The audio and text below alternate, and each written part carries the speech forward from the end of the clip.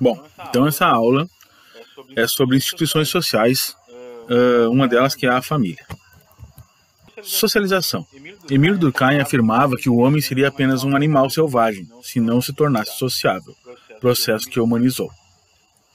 Segundo ele, o homem foi capaz de aprender hábitos e costumes característicos de seu grupo social para poder conviver no meio deste. Esse processo de formação da consciência coletiva que ele denominou como socialização. Bom, quem já leu aquele livro Mowgli, né, do Menino Lobo, né, do Rudyard Kipling, ele vai lembrar da história, né, que foi um menino que se perdeu da família dele, que era uma família indiana, e foi criado pelos lobos. Quando encontraram ele, né, os homens encontraram ele, ele agia como um animal. Ele comia carne crua, né, ele dormia junto com os animais, ele não sabia falar, né, então essa é uma grande prova que a socialização ela vem, né, da convivência familiar, daquele grupo familiar, ali, daquele grupo social. Então a socialização compõe-se de tudo aquilo que habita nossas mentes e que serve para nos orientar como devemos ser, sentir e nos comportar. Então essa é a forma, né, que a gente aprende vendo, né, vendo as outras pessoas, então a gente aprende a agir como as outras pessoas da família principalmente. O que nos torna sociáveis e civilizados são os hábitos e costumes, seja a cultura. Então, a civilização ela é baseada na cultura, né, nos costumes e nos hábitos.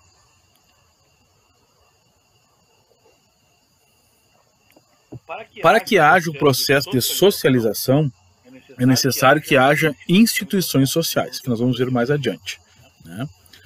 Neste processo, somos modelados da forma que a sociedade espera, ou seja, nós buscamos agir, né, de acordo com a sociedade em que a gente vive, né? Nós queremos copiar as outras pessoas, né, para que sejamos normais, né, perante aquela sociedade e não diferentes.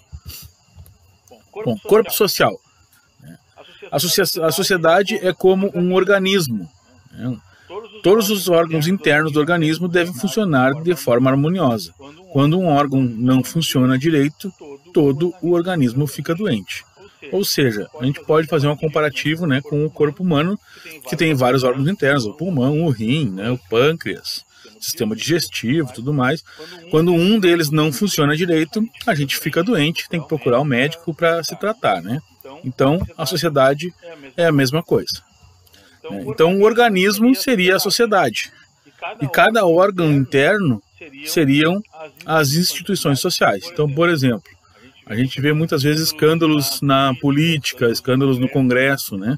Então, nós podemos dizer que o nosso país, o Brasil, hoje, ele sofre várias doenças, digamos assim, né? Temos problemas na polícia, temos problemas no judiciário, temos problemas no Congresso, o nosso presidente da República, por exemplo, né, ele é uma pessoa que não fala em prol do povo, né, fala em prol de si próprio, né, e parece estar sempre em cima de um palanque, não se preocupa com as pessoas, nós estamos numa pandemia, muitas pessoas morrendo, né, então a gente pode ter uma ideia literal disso, né, que o governo não funciona, né, que é uma instituição, e o nosso país está doente.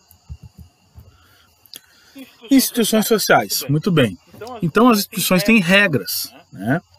E essas regras têm um objetivo comum, que seria a coesão social, né? Todos estivessem unidos por uma mesma ideia, né? A sociedade deve se manter organizada, né? Então, diferentemente dos animais, né? A sociedade ela tem uma organização, né? O ser humano se organizou em sociedade. Então, embora os animais eles se reúnam em matilhas, em grupo e tudo mais, eles têm algumas características diferentes do ser humano, né? O ser humano ele tem regras escritas, né? Regras tácitas também, né? Que são cumpridas que os animais não têm. Então, isso que é o que diferencia a humanidade do resto dos animais. Fato social. Toda forma de sentir, pensar e agir que determina o comportamento do indivíduo, né? Então, tudo que a gente sente, a gente pensa e a gente age de acordo com o que a gente sente e pensa, determina o comportamento do indivíduo, determina o que nós somos, né? É externo, né? A sociedade é quem produz, né? Então nós temos uma carga muito grande externa da sociedade para que a gente se torne o que a gente é, né? De forma geral, então, a sociedade reconhece o que é legítimo. Então, no passar dos anos, com as tradições e com as regras, com os acontecimentos, né, as coisas começam a se tornar legítimas. Por exemplo, todo mundo sabe hoje que eu não, mesmo que eu não tenha muita raiva de uma pessoa, mesmo que a pessoa tenha feito um mal para mim, eu sei que eu não posso matá-la, né? Porque isso é uma regra que é proibido matar as pessoas, senão, se eu matar, eu vou ser punido, né? Vamos cair no próximo item, então, que é coercitivo, né? O fato social é coercitivo. Existe uma punição, ou seja, nós combinamos alguma coisa, né? A sociedade combinou alguma coisa, escreveu isso que foi combinado, né? Então existe uma regra, né? Uma regra que ela é, além dela ser uma regra, uma norma escrita, ela é tácita, não sabe o que é certo e o que é errado, né? Se a gente fizer uma coisa errada, a gente vai ser punido, né? O mesmo exemplo que eu estava dando, se eu matar alguém, eu vou ser preso, né? Pelo menos devo ser preso, né? Se eu roubar alguém, furtar alguém, né? Eu estou tirando alguma coisa de alguém, né? Enquanto não for mudada essa concepção de furto, roubo, eu vou ser preso, né? Eu vou ter que ser punido pelo que eu fiz. Família. Bom, falando em família, então, se nós pegarmos o dicionário Michaelis online, foi onde eu consultei, é o conjunto de pessoas, em geral, ligadas por laço de parentesco, que vivem sob o mesmo teto. Conjunto de ascendentes, descendentes, colaterais e afins de uma linhagem ou provenientes de um mesmo tronco, estirpe. Pessoas do mesmo sangue ou não, ligadas entre si por casamento, filiação ou mesmo adoção, parentes, parentela. Grupo de pessoas unidas por convicções, interesses ou origens comuns. Então a gente observa aqui que a família hoje, né, pelo dicionário, ela tem uma grande variação, né? Não é apenas aquela família antiga, né, de pai, mãe e filhos, né? Então mudou bastante a concepção. Nós vamos falar sobre isso daqui para frente também. E a família é a instituição mais antiga da sociedade. Então, desde os primórdios lá, desde dos homens das cavernas, as famílias já existiam, né? Então, as sociedades foram se formando e a família é ainda a instituição base de toda a sociedade. Ela é ainda considerada insubstituível, né? Não tem como substituir por outra coisa, né? Então, por exemplo, uma criança que vive em um orfanato, né, ela não vive numa família, né, uma família assim, até pode ser que ela considere aquelas pessoas que estão naquela casa ali a família, né, mas ela não vive numa família. Né? Por outro lado, você pode pensar assim, né, a pessoa que vive ali, que aqueles outros órfãos são irmãos, né, mesmo não sendo consanguíneos, né.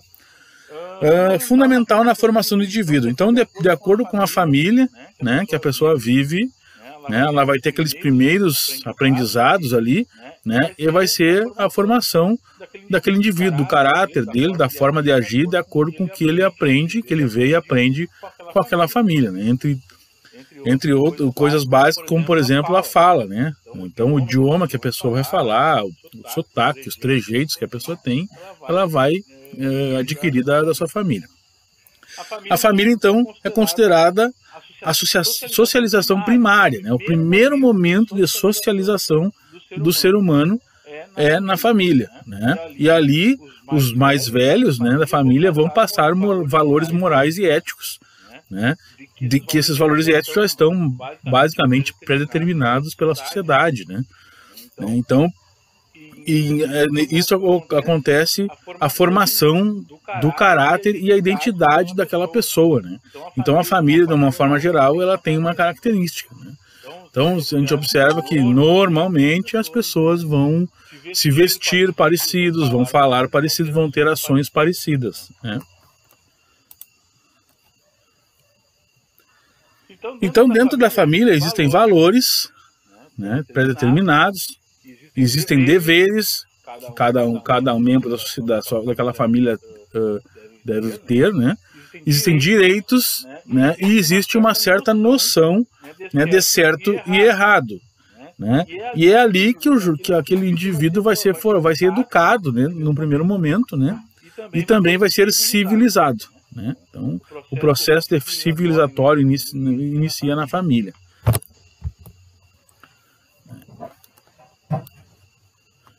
Processo de socialização secundária. Esse processo ele acontece nas instituições, né? Nas outras instituições, né? Depois da família, que seria a escola, a igreja, o Estado, né?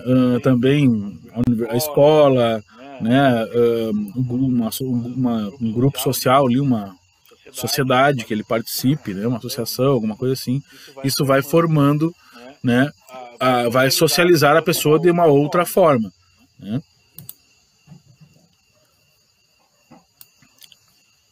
As mudanças da instituição familiar. Então, no início, né, nós tínhamos uma família pré-moderna, né, que era patriarcal, né? Então, o homem era o pai da família, né? O fulano é pai de família, né? Então ele tinha essa prerrogativa de ter todo o poder absoluto, né? Ele era dono da família, ele tinha poderes acima, né, de tudo sobre aquela família ali, poderia fazer o que queria. Até a gente pode observar que há alguns anos atrás, né, não muito, uma mulher para casar, para trabalhar, tinha que ter autorização do marido. Para comprar um bem, um imóvel, por exemplo, tinha que ter autorização do marido. Para abrir uma empresa, tinha que ter autorização do marido, né? Então o homem, né, o pai da família, trazia o sustento da casa, enquanto a mãe era a reprodutora, era a que fazia os filhos, né? E cuidava dos filhos e da casa. Tanto é que naquela época se faziam muitos filhos, né? A família era muito grande. A mãe ficava só para cuidar dos filhos. Tinha famílias com 8, 10 crianças, né? 10 filhos, inicialmente, né? Os mais velhos, então, na família, eram os guardiões das memórias e tradições, né? Os avós, principalmente, né? As pessoas mais velhas contavam as histórias e traziam aquelas informações ali, né? Históricas para a família toda. De uma forma geral, limitava-se aos laços de sangue, né? Não existia, era difícil ter uma outra forma, né? Tanto é que se tinha um filho adotado, né? E outros filhos, né? Falavam, o fulano é o filho legítimo e o outro é o adotado. Não tinha o mesmo tratamento, né? O adotado do filho biológico. A família moderna. Então a família moderna, ela aboliu a ideia de tradição e hierarquia com mais igualdade entre o homem e a mulher, né? Então não houve mais aquela hierarquia, né, que o homem era superior à mulher, né? E teve um pouco mais de igualdade, né? Embora a gente saiba que na sociedade hoje não existe uma igualdade absoluta, né, entre os dois gêneros, né? Mas naquela já começou então a ter uma família mais igual, digamos assim, né? De forma que a mulher pode começar a trabalhar, a estudar, né? E inclusive isso diminuiu o número de crianças na família, né? A mulher, porque por conta de ter que trabalhar fora, né?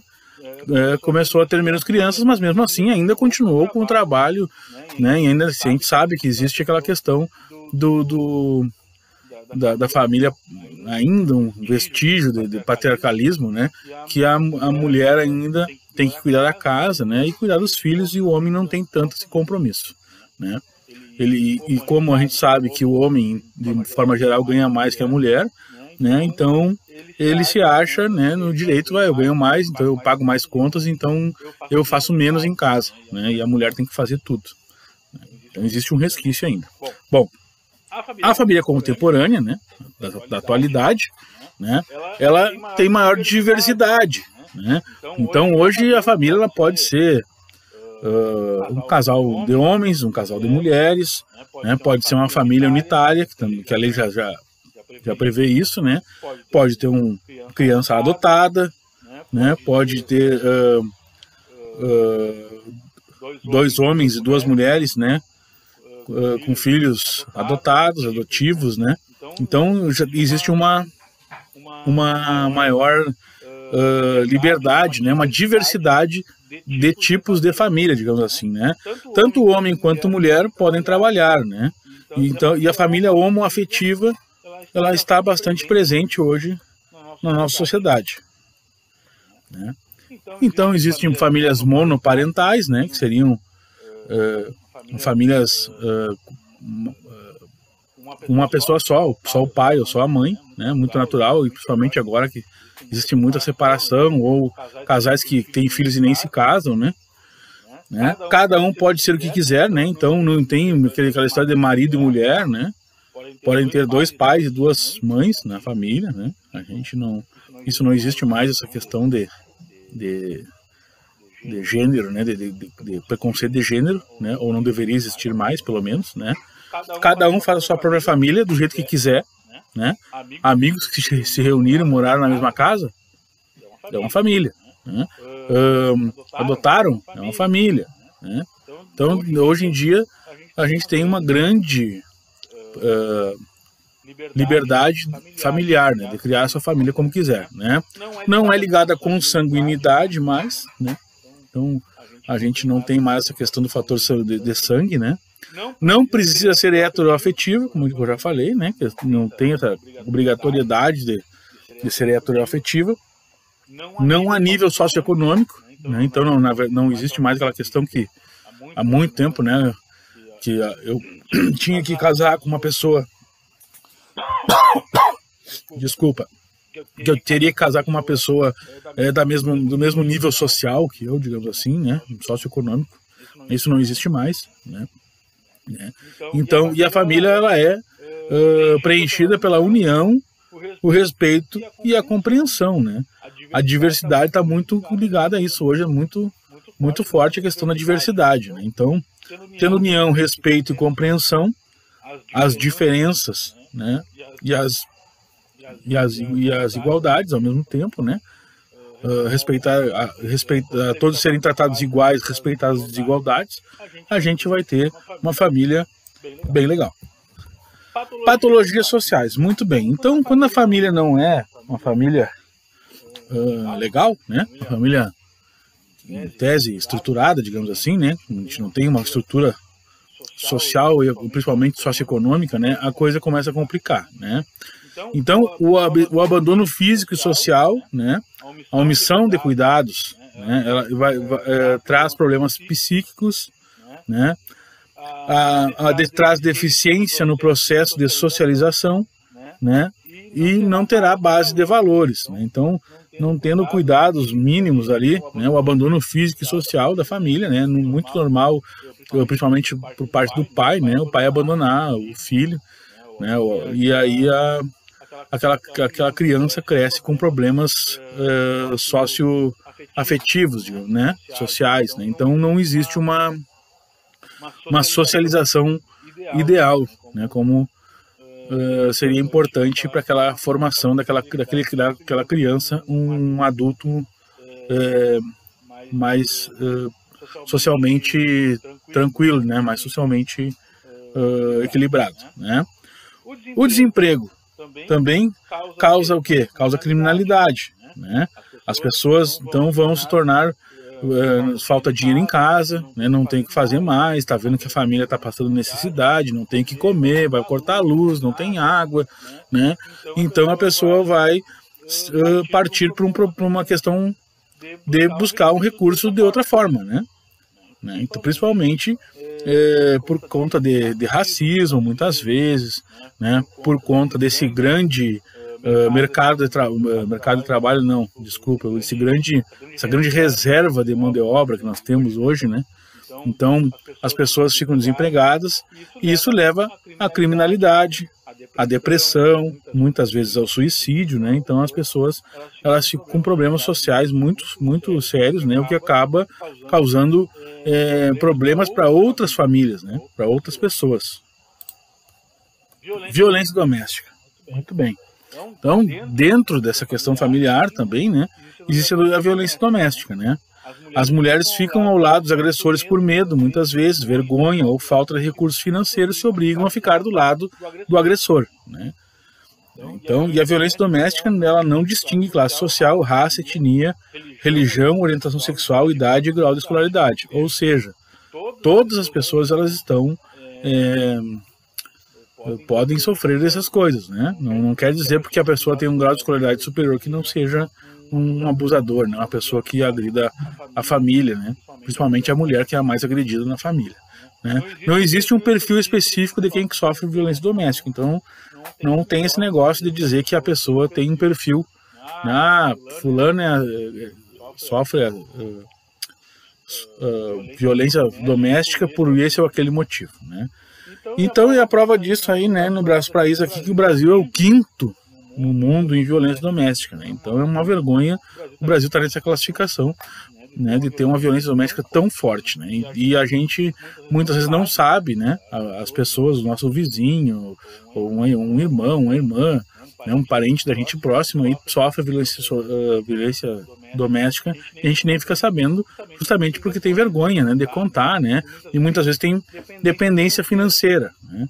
Então a pessoa acaba ficando ali naquele ambiente de violência doméstica e acaba por prejudicar toda a família, né? Prejudica os filhos, né, que veem aquela violência ali, né? E também tem vergonha, né, daquilo ali acontecer em casa, né?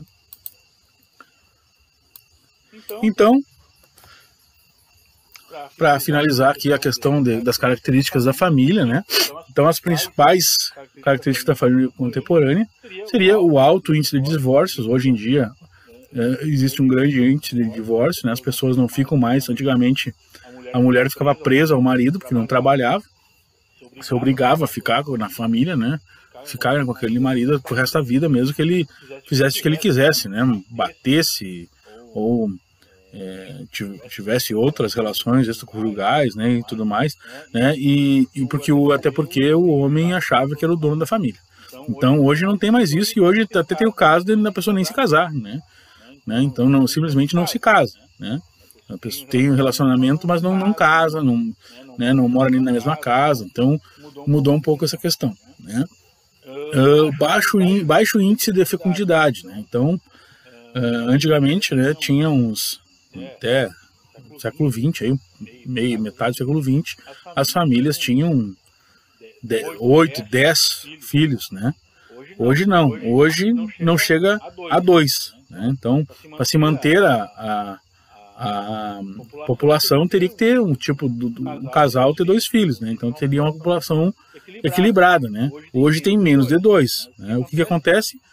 Acontece o próximo item aqui, que é o baixo índice de renovações das gerações, né? Ou seja, reduz a quantidade de pessoas, né, que nascem, né, e por sua vez, pelo avanço da ciência, né, da medicina principalmente, as pessoas têm vivido mais, né, o conforto que as pessoas vivem, os trabalhos são menos insalubres, né, então as pessoas estão vivendo mais, né? Então é bem fácil a gente conhecer uma pessoa que tem 80, 90, 100 anos, né? Antigamente, né, não muito tempo atrás, né, uma pessoa com 50 anos já era considerado bem velho, né? Então, até por isso, os que defendem a reforma da Previdência, né, falam que as pessoas estão vivendo mais, então tem que aumentar o tempo de trabalho para que a Previdência não quebre, né, não tenha um déficit de arrecadação e não consiga manter as pessoas depois de aposentadas, né? E também um outro item interessante com relação à família contemporânea, né, são as diferentes formas de conjugalidade, né? Então, homem com homem, mulher com mulher, né? Não tem mais essa questão de tem que ser, né, o casal hétero, não existe mais, não tem mais isso, né? E também o aumento da atividade feminina fora do lar, que está trazendo um empoderamento feminino, né? Cada vez mais, né? As mulheres estão se empoderando, não dependendo do homem para nada, né? E então está ficando bem interessante essa questão de uma família contemporânea um pouco melhor do que a do passado. Quem sabe daqui a alguns anos, né, a gente vai ver essa família contemporânea e vai achar que já passou o tempo, né? Já passou o momento de ser desse jeito, e pode haver outras coisas que a gente não se dá conta hoje que são absurdas, né? Então é isso, encerro aqui essa aula. Muito obrigado.